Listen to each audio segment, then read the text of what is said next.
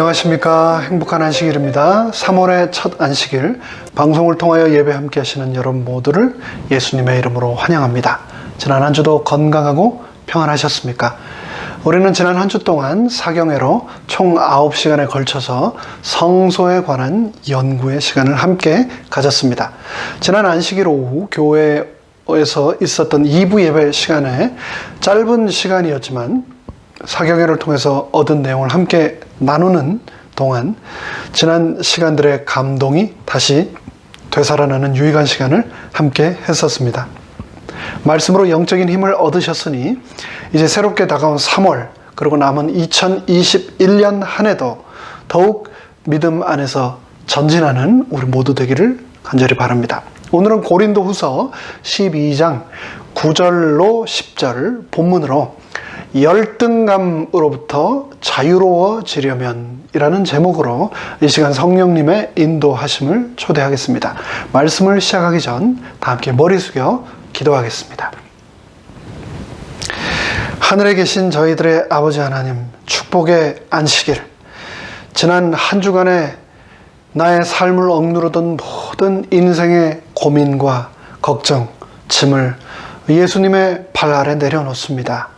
이 시간 성령님을 통하여 친히 말씀하여 주심으로 우리가 하나님의 음성을 듣게 하여 주시고 이 세상의 모든 근심과 걱정으로부터 해방되는 축복의 시간, 은혜의 시간, 감동의 시간 될 수 있도록 이 한 시간 주장하여 주시고 우리와 함께 하여 주시옵소서. 예수님의 이름으로 간절히 기원하옵나이다. 아멘. 본문의 말씀 고린도후서 12장 9절로 10절의 말씀을 읽겠습니다. 내게 이르시기를 내 은혜가 내게 족하도다. 이는 내 능력이 약한 데서 온전하여 짐이라. 이러므로 도리어 크게 기뻐함으로 나의 여러 약한 것들에 대하여 자랑하리니 이는 그리스도의 능력으로 내게 머물게 하려 함이라. 그러므로 내가 그리스도를 위하여 약한 것들과 능욕과 궁핍과 핍박과 곤란을 기뻐하노니 이는 내가 약할 그때에 곧 강함이니라. 이 말씀은 우리 모두가 너무나 잘 아는 사도 바울의 신앙 고백 중 하나입니다. 근데 잘 이해가 되지 않습니다. 바울은 자신의 약한 것, 능욕, 그리고 궁핍, 핍박, 곤란을 기뻐한다고 했습니다. 근데 이런 것들은 전형적으로 사람을 슬프게 하고 힘들게 하고 좌절하게 만드는 것들인데 바울은 이것들을 어찌 기뻐할 수 있단 말입니까? 게다가 그는 자신이 약할 때 강해진다고 했습니다. 약함은 강함의 정반대 개념입니다. 그런데 약해지는데 어떻게 도리어 강해질 수 있단 말입니까? 이게 도대체 무슨 소리일까요? 우리가 살아가는 지구 역사의 마지막 이 시대는 성령뿐만 아니라 사탄이 얼마나 열심히 활동하며 마지막 남은 교회 자손들의 믿음을 뒤흔들려 하는가를 말씀을 준비하고 전하면서 굉장히 크게 깨달음을 날마다 받고 있습니다. 그러면서 하게 되는 생각은 이 은혜의 시기가 다 가기 전에 우리 모두는 단 한 사람의 예외도 없이 자기 성찰을 통하여 영적 부흥을 반드시 경험해야 한다는 것인데요. 사탄은 그 일을 목숨 걸고 방해한다는 것을 여러분도 잘 아시고 온몸으로 느끼고 계실 겁니다. 그렇다면 사탄의 수많은 방해 도구들 중 그가 가장 즐겨 자주 사용하는 도구는 무엇일까요? 말씀을 시작하면서 문제 하나 드리겠습니다. 전교 1등 하는 아이하고 또 전교 꼴등 하는 아이하고 누가 열등감이 더 심하고 성적으로 특별히 성적으로 인해 더 비관을 할까요? 전교 꼴등 하는 아이는 꼴등이라는 열등감에 눌려 있겠죠. 그래도 시험에서 우연히 찍어서 하나라도 맞으면 굉장히 기뻐합니다. 찍었는데 맞았다라고 하면서요. 근데 전교 1등 하는 아이는 다 맞추더라도 가끔 실수로 하나라도 틀리게 되면 그 틀린 한 문제 때문에 굉장히 마음 아파하면서 시험을 완전히 망쳤다고 절망합니다. 전교 499등 하던 아이가 전교 500등을 한다고 물론 실망은 하겠죠. 그러나 그렇다고 아파트에서 뛰어내리고 그러지 않습니다. 그러나 전교 1등 하던 아이가 전교 2등으로 밀려나면 500등 아이보다 훨씬 더 스트레스를 많이 받습니다. 이것을 통해서 인간은 그 누구도 열등감으로부터 자유롭지 못하다는 것을 우리는 단편적으로 보게 됩니다. 오늘은 사단이 우리 마음속에 심어놓은 열등감에 대해서 함께 말씀을 나누겠습니다. 사전적으로 열등감의 정의를 한번 살펴보겠습니다. 사전은 열등감을 다른 사람을 자신과 비교하여 자신을 무가치한 존재로 여기는 만성적인, 굉장히 중요한 단어입니다. 만성적인 자기 개념이라고 했습니다. 열등감이라고 하는 단어는 알프레드 애들러라는 사람이 최초로 창안을 해냈는데요. 이 애들러는 말하기를 인간은 만성적이라고 했죠. 아까 계속적으로 열등감을 소유한다라고 했습니다. 이 말은 일시적으로 어떤 사건을 통해 우리가 열등감을 느낄 수도 있지만 대부분의 경우 많은 사람들이 일생을 살아가면서 지속적으로 열등감을 가지게 된다는 말입니다. 최근 존슨앤존슨에서 만든 백신이 긴급 승인되었습니다. 예방률이 95%인 화이자나 모더나 백신에 비해 예방률이 72%밖에 되지 않지만 그래도 그 효과가 최소한은 6개월 이상은 간다고 하니 다행입니다. 그런데 코로나는 백신으로 예방이 가능하지만 열등감은 그렇지 않습니다. 그 어떤 세계적인 제약회사나 의료기관에서도 열등감에 관한 백신은 만들어낼 수가 없습니다. 그래서 어떤 학자들은 말하기를 열등감의 치유는 무덤에서나 가능하다라고 말하기도 했습니다. 이것은 그만큼 열등감의 치유가 어렵다는 말입니다. 이렇게 치유가 어려움에도 불구하고 우리는 이 열등감의 문제를 해결해야만 합니다.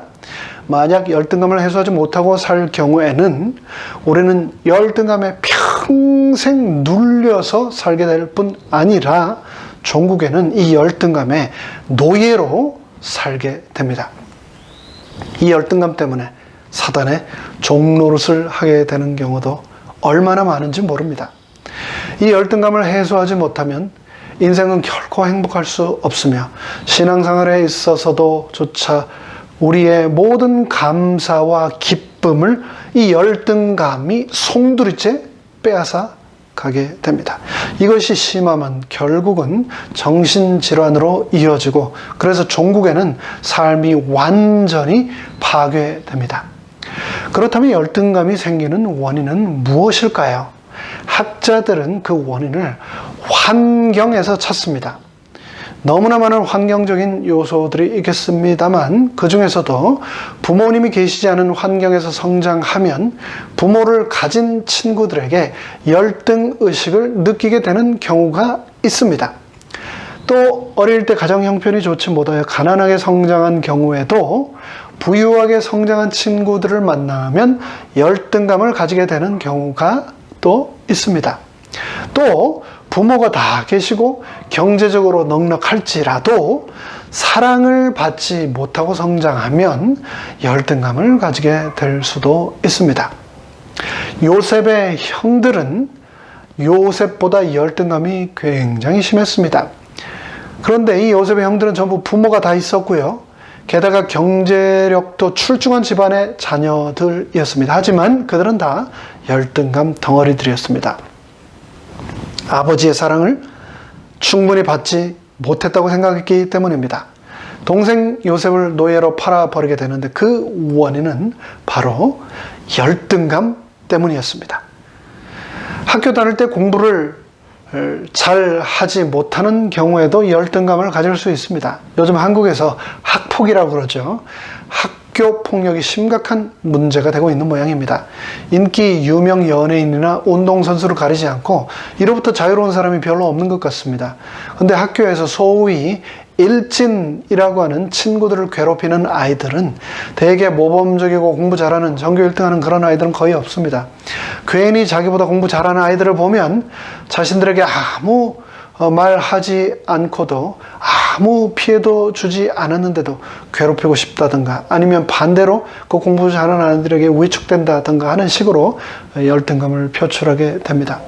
또 신체적인 조건 때문에 우리는 열등감을 갖기도 합니다. 키가 작아서 열등감에 빠지는 분들이 계십니다. 또 키가 너무 커서 열등감에 빠져 계신 분들도 계십니다. 이런 분들은 주위에서 아무 말도 안 했는데 걸핏하면 또 내 앞에서 키 얘기냐라고 하면서 핏대를 세우시죠. 뚱뚱해서 열등감에 빠지는 분들이 계십니다. 그런데 또 말라서 열등감에 빠지는 분들도 계십니다. 여러분은 여러분의 얼굴이나 외모 그리고 건강에 지금 현재 100% 만족하십니까? 코만 조금 높으면 눈만 조금 손대면 완벽해질 것 같다는 생각에 행복하거나 감사하지 못한 채 살아가고 계시지는 않습니까? 근데 미스 코리아도 미스 캘리포니아도 미스 USA도 미스 월드도 미스 유니버스도 그 누구도 자신의 얼굴이나 외모에 대하여 100% 만족하지 못한 채 산다는 것을 기억하시기 바랍니다. 이를 통해서 우리는 감사와 만족의 부재가 열등감과 불행을 만든다는 것을 분명히 알 수 있습니다. 열등감의 특징 중 하나는 이것은 특별한 사람에게만 있는 것이 아니라는 겁니다. 모자라고 부족한 사람에게만 있는 것이 아니라 사람이라면 누구나 다 가지고 있는 것, 그것이 열등감입니다. 대통령도 열등감이 있고요. 대학 교수도 열등감이 있고 할리우드 영화 배우도 다 각자 나름대로의 열등감이 있습니다. 아무리 잘난 사람이라 할지라도 열등감이 없는 사람은 이 세상에 단 한 명도 없습니다. 그렇다면 여러분 생각하시기에 목사들도 열등감이 있을까요? 안타깝게도 교회에서도 교회 간의 빈익빈 부익부의 현상의 심화로 교회 간에 많은 괴리감이 존재합니다. 흔히 ABC라고 그러죠. Attendance, 그 교회 교인이 몇 명이냐? B, Building, 그 교회가 건물이 얼마짜리냐? 그 교회 모기지가 얼마나 남았느냐? C, Cash, 그 교회가 보유하고 있는 현금이 얼마냐? 그 교회가 11조가 얼마나 나오는 교회냐라는 것. 이것을 가지고 보이지 않게 이 교회들끼리도 얼마나 경쟁하고 보이지 않는 열등감을 가지고 있는지 모릅니다. 큰 교회를 섬기는 목사, 대형 교회에 출석하는 신자들은 자기도 모르게 자기가 다니는 교회보다 작은 교회 다니는 사람들을 우습게 여길 수 있습니다. 또 작은 교회 신자들은 큰 교회들에 대하여 안타깝게도 보이지 않는 열등감을 가지고 있는 경우가 또 있습니다. 열등감은 병적인 심리 현상입니다. 열등감에 사로잡힌 사람은 그들만의 전형적인 특징들을 가지고 있습니다. 첫째, 그들은 과도하게 자기 자랑에 집착합니다. 과유불급이라는 말이 있죠. 뭐든지 적당한 게 좋습니다. 그런데 우리 주위에서 보면은 가끔 선을 넘는 과한 사람들이 있습니다. 명품으로 치장을 하고요. 성형에 끊임없이 중독되어 벗어나지 못한 사람이 있습니다. 끊임없이 타인으로부터 관심과 집중을 받기에 혈안이 된 그런 모습은 정말 안쓰럽기까지 합니다. 그런데 입으로는 끊임없이 자녀 자랑, 부모 자랑, 배우자 자랑이 그런 사람들에 비해서는 끊이지 않습니다. 이런 것은 자신의 열등감을 자랑으로 감추고 대신 사람들의 관심으로 보상받기 위한 열등감에 빠진 사람들의 전형적인 심리 기전, 심리 메커니즘이라고 할 수 있습니다. 둘째, 열등감에 빠진 사람들은 동시에 자기 비하에서 또 벗어나지 못합니다. 유명 연예인이나 정치인들도 앞에서는 화려한 조명을 받고 세간의 온갖 관심을 온몸에 받지만 끊임없이 남과 비교하면서 얻게 된 열등감 때문에 스스로는 자기 비하에 빠져 벗어나지 못하는 경우가 너무나 많습니다. 또 셋째, 열등감에 사로잡힌 사람은 동시에 자신을 끌어올리기 위해 타인을 비하합니다. 내가 올라가지 못하니까 남을 끄집어 내리려는, 그래서 상대적 우월감을 느끼고자 하는 유혹을 끊임없이 받는 겁니다. 이런 사람은 그래서 소위 bully라고 하는 갑질도 서슴없이 하게 됩니다. 그러면서 동시에 자신에게 주어지는 비판에는 극도로 민감해집니다. 그런데 이런 열등감이 무기력과 합쳐질 경우 엄청난 비극을 만들어냅니다. 열등감은 여러 가지 형태로 우리 삶에 영향력을 미칩니다. 첫째, 열등감은 우리 속에 있는 잠재력을 마비시킵니다. 내게 있는 무한한 가능성, 내가 할 수 있는 능력을 이 열등감은 다 잠식시켜 버립니다. 둘째, 열등감은 우리의 꿈을 파괴시킵니다. 희망을 꺾어버립니다. 그래서 내 속에 있는 담력을 상실하고 미래에 대한 비전을 상실하고 자기 자신을 쓸모없는 나약한 존재, 패배자로 낙인시켜 인생을 비참하게 만듭니다. 셋째, 열등감은 대인 관계를 해칩니다. 열등감 있는 사람은 자기도 모르게 다른 사람들 앞에 나타나는 것을 꺼리게 됩니다. 그리고 자기를 열등하게 인정하고 가치 없는 자로 여기는 사람은 거기서 끝나지 않고 다른 사람까지도 가치 없는 자로 여깁니다. 넷째, 낮은 자존감은 더 나아가 하나님의 사역에 굉장히 큰 장애물이 됩니다. 방해가 됩니다. 사도행적은 교회에 대하여 다음과 같이 정의합니다. 교회는 사람을 구원하기 위해 하나님께서 세우신 기관이다. 교회는 봉사를 위하여 조직되었으므로 그 사명은 온 세상에 복음을 전하는 것이다.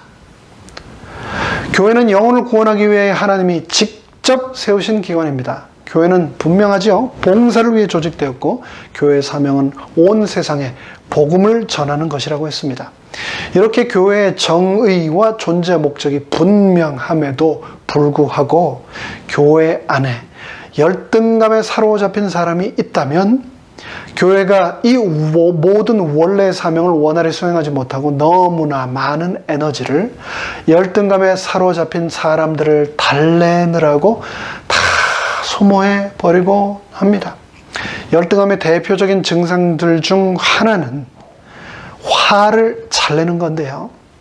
신자 중에 누가 나를 무시했다, 혹은 교회 지도자 중 누가 나를 정당하게 대하지 않았다라고 하면서 함께한 공동체에 굉장한 에너지 소모를 불러일으킵니다. 그래서 수시로 분쟁이 발생하게 됩니다.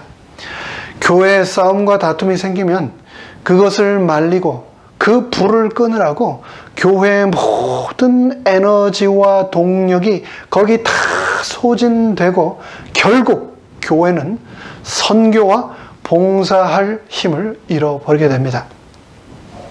결국 열등감에 사로잡힌 사람은 자신뿐 아니라 가족과 교회 그리고 공동체 전체에 막대한 고통과 피해를 끼치게 됩니다.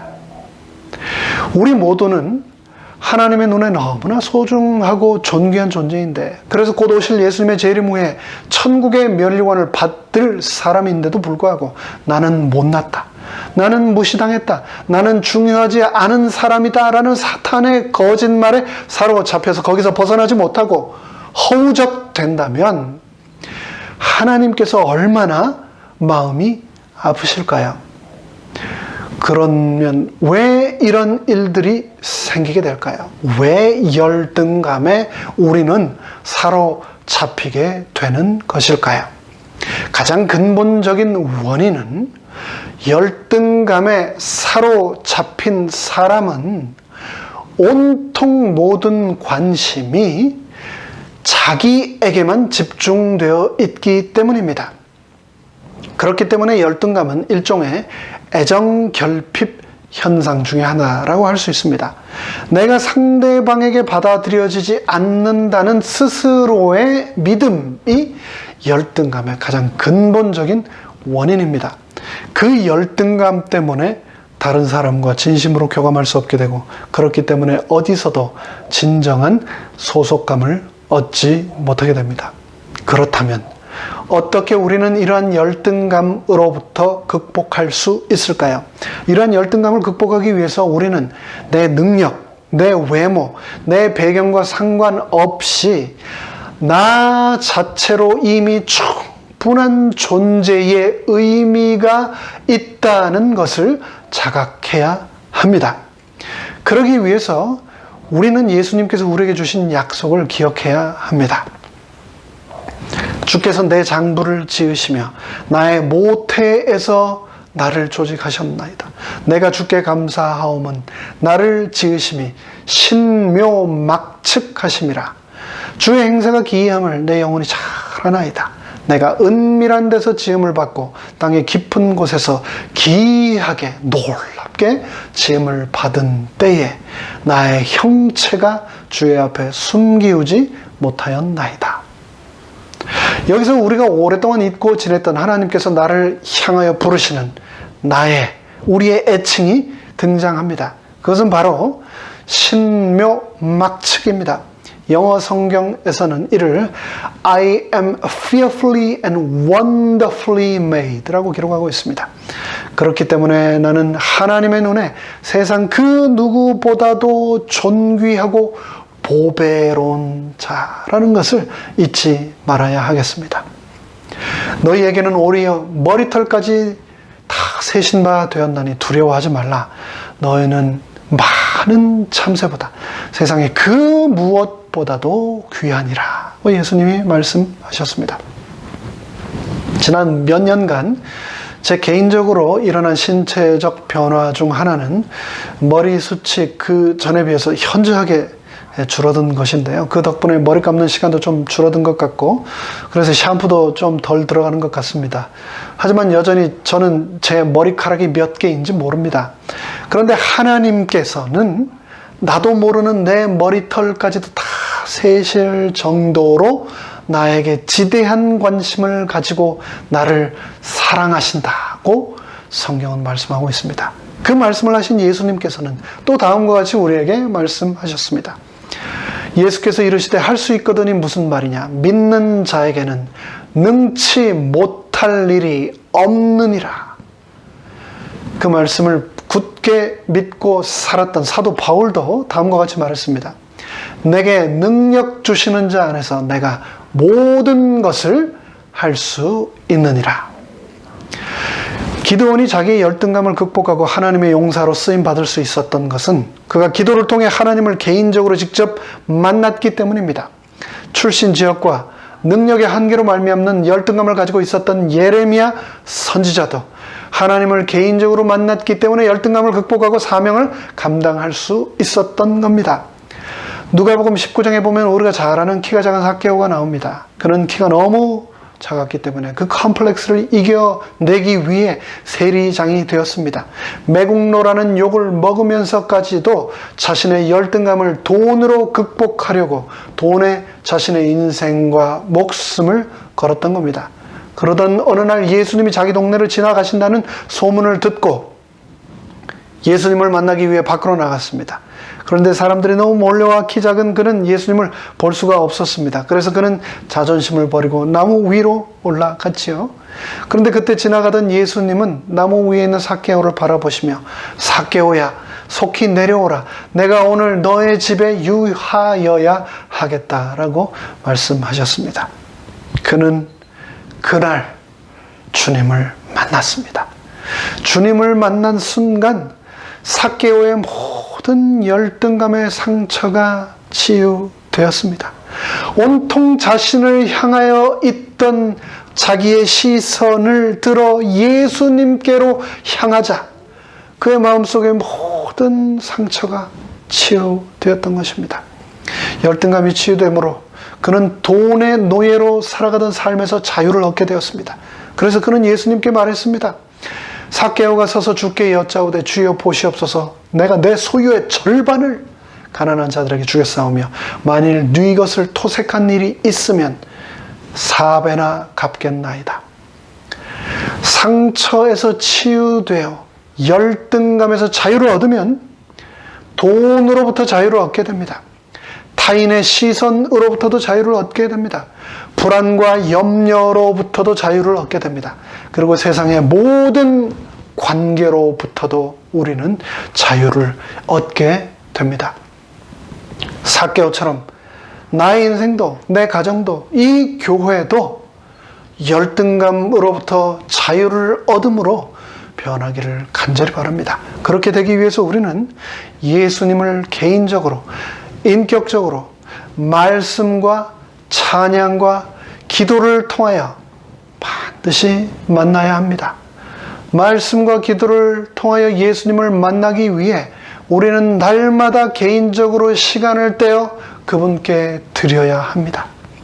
교회에 열리는 모든 예배에 꼭 참석하셔야 합니다.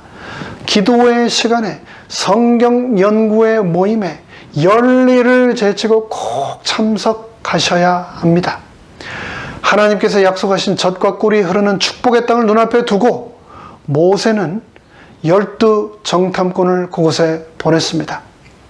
모세가 가나안 땅을 탐지하여 그들을 보내며 이르되 너희는 남방길로 행하여 산지로 올라가서 그 땅의 어떠함을 탐지하라.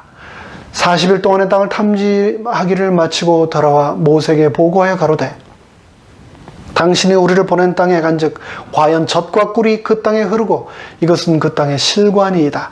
그러나 그 땅 거민은 강하고 성읍은 견고하고 심히 클 뿐 아니라 거기서 아낙 자손을 보았으며 갈렙이 모세 앞에서 백성을 안돈시켜 가로되 우리가 곧 올라가서 그 땅을 취하자 능히 이기리라 하나 그와 함께 올라갔던 사람들은 가로되 우리는 능히 올라가서 그 백성을 치지 못하리라. 그러든 우리보다 강하니라 하고 이스라엘 자손 앞에서 그 탐지한 땅을 악평하여 가로되 우리가 두루 탐지한 땅은 그 거민을 삼키는 땅이요 거기서 본 모든 백성은 신장이 장대한 자들이며 거기서 또 네피림 후손 아낙 자손 대장부들을 보았나니 우리는 스스로 보기에도 메뚜기 같으니 그들의 보기에도 그와 같았을 것이니라. 약속의 땅 가나안을 눈앞에 두고 정탐하고 온 지파의 대표들이 말하기를 그들은 거인이고 우리는 메뚜기 같으니 아무리 그 땅이 하나님의 약속하시고 우리에게 주시기로 한 젖과 꿀이 흐르는 땅일지라도 우리는 그 땅에 결코 들어갈 수 없고 얻을 수 없다고 모세에게 말하고 있는 너무나 슬픈 장면입니다. 모세는 하나님이 자신의 백성을 이집트의 바로의 핍박으로부터 악재로부터 구해내라고 부르셨을 때 나는 입이 뻣뻣하고 혀가 둔하여 그 일을 할 수 없습니다 라고 했던 사람입니다. 이집트 왕궁에서 40년 자신의 혈통 히브리 노예 출신임을 숨기며 대권에 도전했지만 살인을 저지르고 도망자로서 또다시 40년 광야에서 살면서 그는 모든 자신감을 상실하고 열등감에 사로잡힌 채 살아가고 있었습니다. 그런 모세를 하나님께서 찾아가셨습니다. 이제 너는 애굽으로 내려가 너의 백성을 바로의 손에서 구원하라. 이 하나님의 명령에 모세는 반응합니다. 내가 누구건데? 나는 아무것도 아닌데 내가 감히 바로에게 어떻게 가겠습니까? 이스라엘 자손을 애굽에서 내가 어떻게 인도하여 내리까? 하나님의 기적을 체험한 후에도 불타는 떨기나무에 계신 하나님을 만난 후에도 모세는 여전히 주여 나는 본래 말에 능치 못한 자라 주께서 나의 종에게 명하신 후에도 그러하니 나는 입이 뻣뻣하고 혀가 둔한 자니다 라고 말하고 있습니다. 13절에 보면 모세가 가로되 주여 보낼 만한 자를 보내소서. 제가 뭐 잘난 게 있다고 못할 줄 모르는 저 같은 열등감 덩어리를 보내시려고 합니까? 라고 말하고 있습니다. 하나님의 사람 모세도 사실은 철저한 열등감의 노예에 불과했던 것입니다. 그런데 그런 그를 하나님께서는 찾아가시고 그를 다시 부르셨습니다. 그리고 모세와 같이 열등감에 짓눌려 있던 이스라엘 백성들을 젖과 꿀이 흐르는 약속의 땅으로 인도하시겠다고 약속하셨던 겁니다. 지파의 대표들 10명의 정탐꾼들이 자신은 메뚜기 같은 존재라고 말했을 때 모세의 마음이 얼마나 아팠을까요? 그들의 모습을 통해 비춰진 자신의 모습을 발견하고 얼마나 마음이 아팠을까요? 우리는 창세기 1장의 말씀을 꼭 기억해야 합니다. 하나님이 누구의 형상이요? 바로 자기의 형상, 곧 하나님의 형상대로 우리를 창조하셨다라고 말씀하셨습니다. 그리고 우리를 창조하시고 하나님께서는 복을 주시고 우리가 생육하고 번성하여 땅에 충만하도록 정복하도록 모든 생물을 다스리도록 축복하셨다는 말씀을 꼭 기억합시다. 이 말씀을 믿읍시다. 우리는 하나님의 형상으로 창조된 존재라는 것을 말입니다. 하나님은 우리를 절대로 열등한 존재로 만들지 않으셨습니다. 완벽한 하나님의 형상을 닮은 창조물로 만드셨습니다. 그 권세를 받들어 믿고 앞으로 전진해야지 결코 열등감에 사로잡혀 있어서는 안 됩니다. 하나님은 모든 사람에게 각각 고유한 달란트를 주셨습니다. 그러므로 하나님이 주신 달란트를 개발하고 전문화하여 그 분야의 최고의 사람이 되어야 합니다. 우리는 주신 그 달란트를 잘 활용하여 그 분야의 최고가 되어 하나님께 영광을 돌려야 합니다. 저와 여러분은 하나님의 자녀입니다. 하나님의 자녀인 우리가 열등감에 빠져 있어서야 되겠습니까? 우리는 하나님의 자녀이기 때문에 하나님이 우리를 인도하십니다. 하나님이 인도하시는데 걱정할 이유가, 염려할 이유가, 열등감에 빠져 있을 이유가 도대체 무엇입니까? 너희가 내 이름으로 무엇을 구하든지 내가 시행하리니 이는 아버지로 하여금 아들을 인하여 영광을 얻으시게 하려 함이라. 내 이름으로 무엇이든지 내게 구하면 내가 시행하리라.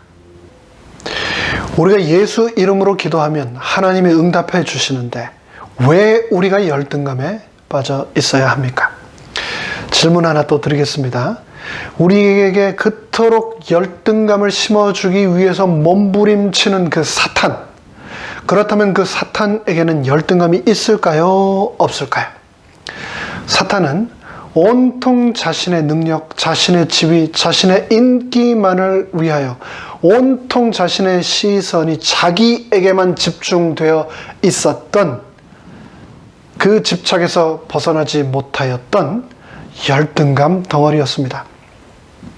그 열등감 때문에 하나님께 덤벼들다가 하늘에서 쫓겨난 존재입니다.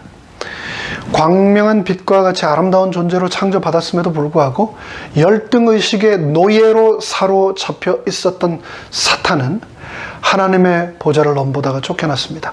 하나님을 찬양하는 천사장의 자리를 감사할 줄 모르고 불평하다가 그렇게 되었습니다. 사탄은 지금 온 세상에 죄악의 씨앗을 뿌리고 있습니다. 그 씨앗들이 수많은 곳에서 열매를 맺고 있습니다. 사탄은 자신이 가지고 있는 열등감을 인간을 공격하고 무너뜨리는 데 사용하고 있습니다. 이것은 하나님에 대한 반항이기도 합니다. 그러므로 우리가 열등감에 계속 빠져서 살게 된다면 그것은 하나님을 욕하게 되는 것이며 사탄을 영화롭게 하는 것이라는 것을 기억하시기 바랍니다. 그렇기 때문에 우리는 열등감에서 반드시 자유를 얻어야 합니다. 이제 말씀을 마무리하겠습니다. 오늘 고린도후서 12장 9절로 10절 본문으로 드리는 이 말씀의 제목은 열등감으로부터 자유로워지려면입니다. 새 출발을 위해서 지난날의 실패나 어두운 과거에 붙들려 있어서는 안 됩니다.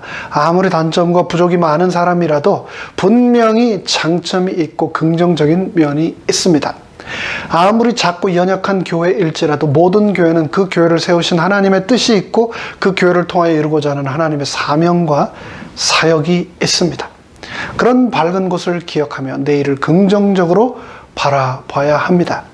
우리의 약점을 자꾸 들추고 실수를 파고들고 지난날의 과거에만 머물러 있다면 우리는 결코 열등감을 극복할 수 없게 됩니다. 그러기 위해서 우리는 서로를 격려해야 합니다. 서로에게 용기를 주는 교회가 되기를 간절히 바랍니다. 그러면서 사도 바울의 이 고백을 꼭 기억하시기 바랍니다. 내 은혜가 내게 족하도다.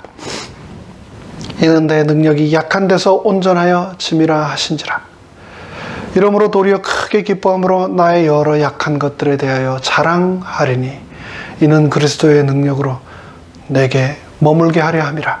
그러므로 내가 그리스도를 위하여 나의 약한 것, 내가 받은 능욕, 나의 궁핍, 내가 받았던 모든 핍박과 곤란을 나는 이제는 기뻐할 수 있노니 내가 약했던 그 순간마다 예수 그리스도에게로 나의 시선을 향하고 그분을 붙들자 비로소 내가 그때 강해졌음이라고 사도 바울은 고백하고 있습니다. 사도 바울은 열등감으로 가득 차 있던 자신의 마음을 비우고 대신 그 자리를 예수 그리스도로 채우자 약했던 자신이 그 누구보다도 온전해지고 더 강해질 수 있었다고 고백했습니다. 사도 바울에게 일어났던 예수 그리스도의 역사가 우리 모두의 삶에서도 재현되기를 바랍니다. 요셉은 자신이 이집트의 노예로 팔려간 것이 아니라 그곳에서 노예라고 하는 열등감에 사로잡혀 있었던 것이 아니라 가족과 민족을 구원하기 위해 하나님에 의해 그곳에 먼저 보내졌다는 것을 잊지 않고 기억했습니다. 다니엘은 바벨론의 포로로 끌려간 것이 아니라 하나님에 의해 그곳에 대사로 파견된 것이라는 것을 잊지 않았습니다.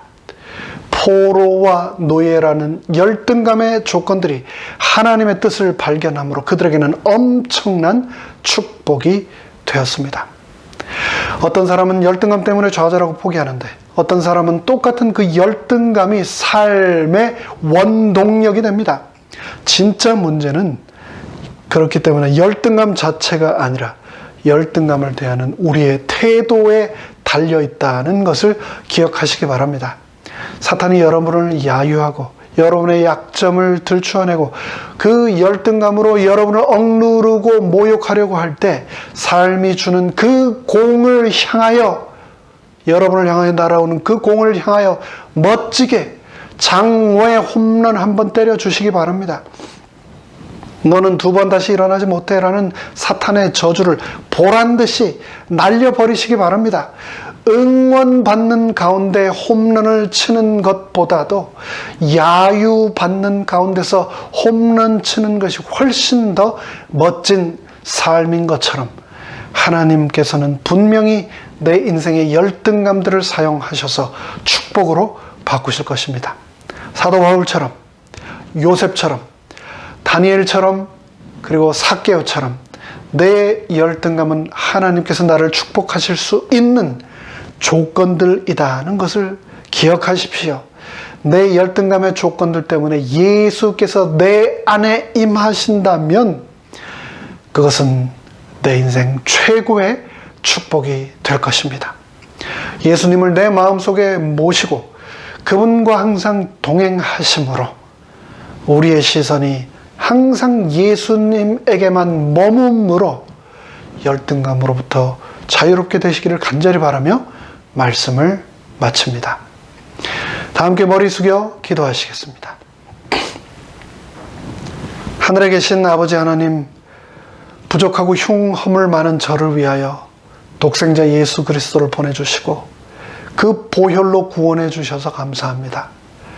내가 가진 부족함 때문에 좌절하고 포기하는 것이 아니라 요셉처럼, 모셉처럼, 다니엘처럼 그 안에서 하나님의 뜻을 발견하고 감사함으로 세상에서 그 누구보다도 강하고 담대한 자, 축복받은 자로 살아가도록 은혜 베풀어 주시옵소서. 상처로부터, 타인의 시선으로부터, 불안과 염려로부터, 세상의 모든 관계로부터, 열등감으로부터 자유롭게 하여 주시옵소서. 예수님의 이름으로 간절히 축원하옵나이다. 아멘.